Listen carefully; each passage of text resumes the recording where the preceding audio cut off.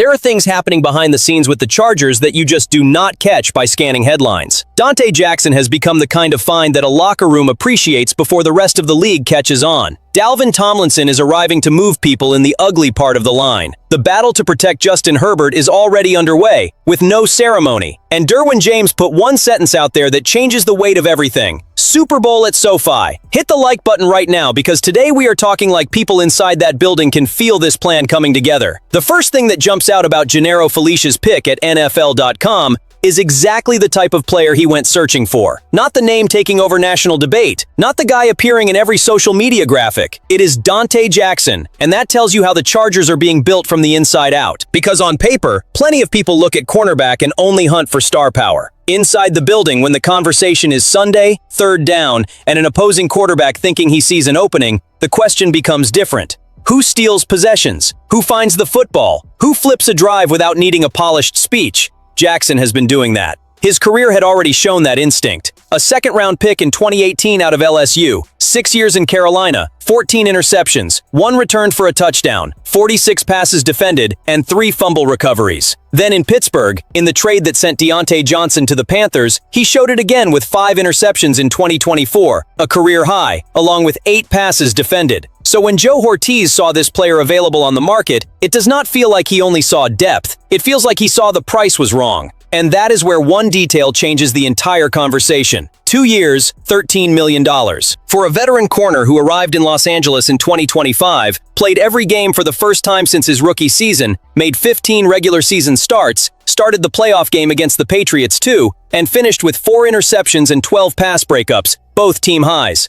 That is not a decorative signing. That is premium position production without paying star name money. Felice also brought up a serious pro football focus number. A 58.5 passer rating allowed when targeted. On top of that, Jackson recorded a 70.8 grade in 2025, the best mark of his career, ranking 27th at his position by PFF. And when you connect that to a Chargers defense that finished with 19 interceptions, tied for 3rd in the NFL behind only the Bears and Jaguars, it gets difficult to call this random. The behind-the-scenes read is simple. Harbaugh wants a defense that does more than survive. He wants one that punishes opponents. And Jackson has quietly become part of that identity. Over the last 2 years, he has stacked 9 interceptions and 10 takeaways. So the question hanging around Los Angeles is a dangerous one for the rest of the AFC. If he has already produced like this while staying overlooked, what happens if 2026 finally turns that internal respect into Pro Bowl recognition? And once we leave the perimeter and get down into the middle of the trenches, the conversation shifts completely. Dalvin Tomlinson is not joining the Chargers to become the star of some polished highlight reel. He is coming in to do the kind of work a defensive coordinator smiles about on the tablet Monday morning, while half the fan base never even noticed it live.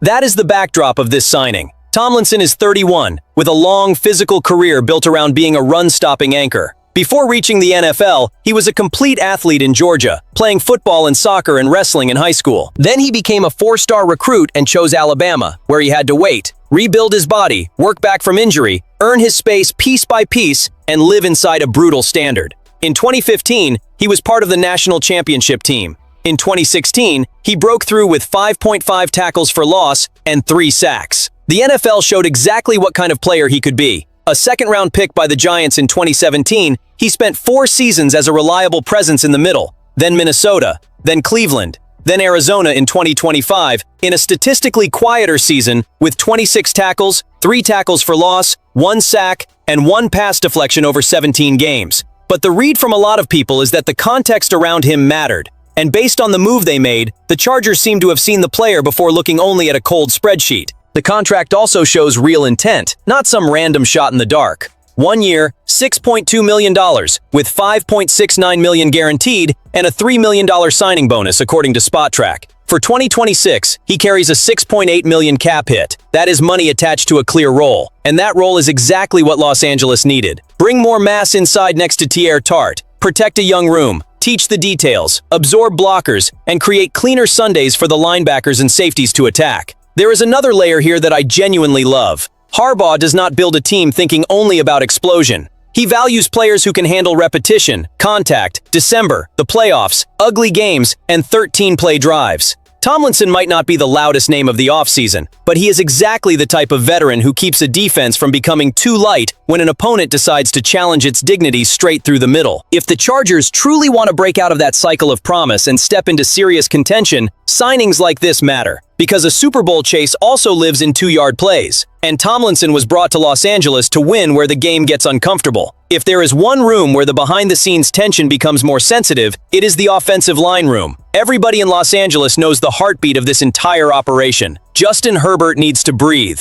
Not breathe comfortably in a press conference. Actually breathe in the pocket, with enough time to read, move a defense, and punish it. That is why the Jake Slaughter selection in the second round divided so many people. The talent is there, the intelligence is there, the athletic profile makes sense for what Mike McDaniel wants to do. But the fanbase's frustration is real as well.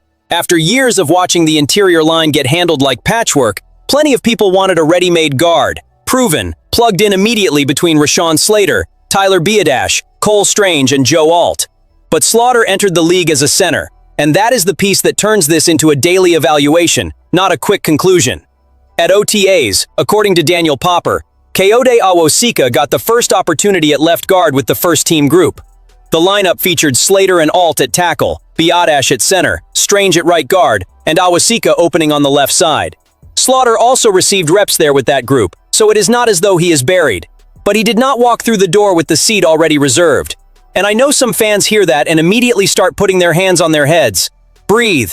OTAs do not determine a season, award starting jobs, or end competitions, but we also cannot act like it means nothing. When a second-round player is drafted to change positions, every rep becomes information. Every combination next to Slater and Biadasz becomes a test of trust. Every snap shows whether his body is responding like a guard or whether his mind is still processing like a center. The most honest read right now is this. The Chargers appear to want a real competition among Slaughter, Awosika, and Trevor Penning at left guard. Strange, based on what is beginning to take shape, feels more settled at right guard. The left side has become the lab. Maybe Awosika is the veteran getting the first turn to settle practice down. Maybe Slaughter is being developed without forcing the timeline. Maybe Penning still enters this battle once he is more completely worked in. But the pressure is straightforward. Herbert cannot be the final laboratory. The experiment has to happen now, in May, June, and July, before the AFC puts actual pass rushers in front of them. If Slaughter develops quickly, beautiful, because his athletic ceiling could fit this quick throw attack extremely well. If it takes more time, the staff must be brave enough to choose the best 5, not just the newest name. That is how a serious football team protects its quarterback. Then comes Derwin James, and suddenly this script is no longer only about roster construction. Now it becomes about identity. When the Chargers put 3 years and $75.6 million on the table, with an average of $25.2 million per season, they are not simply paying a safety. They are telling that entire locker room, this is the standard. Derwin is back as the highest paid safety in the NFL, passing Kyle Hamilton in annual average value. And from the outside, there will always be that lazy response. That is a lot of money for the position. But anyone who follows the Chargers closely understands Derwin is not simply one position.